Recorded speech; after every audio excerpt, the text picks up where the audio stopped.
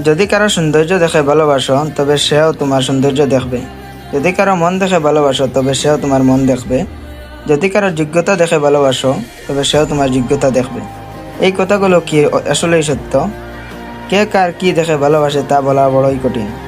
আসলে প্রত্যেক মানুষের জন্য একজন ভালোবাসার মানুষ রয়েছে। কেউ সঠিক মানুষটিকে খুঁজে পায়, আবার কেউ ভুল মানুষটিকে খুঁজে পায়। যারা ভুল মানুষকে খুঁজে পায় কেবল তারাই আবেগের কষ্টের মাঝে নিজেকে সঁপে দেয়। যে মানুষটাকে আল্লাহ তাআলা অন্যর জন্য সৃষ্টি করেছে তার সাথে হয়তো দুদিনের সম্পর্ক তৈরি করা যাবে, কিন্তু কখনোই তাকে জীবনসঙ্গী হিসেবে পাওয়া যাবে না। আর এই না পাওয়ার কষ্টকেই মানুষের অবুঝ মন মানতে পারে না।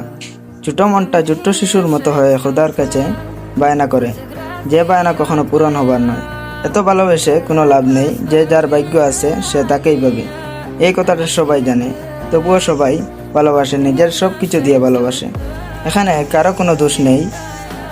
দোষ হলো ওই অবুঝ মনটার, যে মনটা কোনো কিছু না বুঝেই এমন একজনকে ভালোবাসে কখনো নিজের করে পাওয়া অসম্ভব।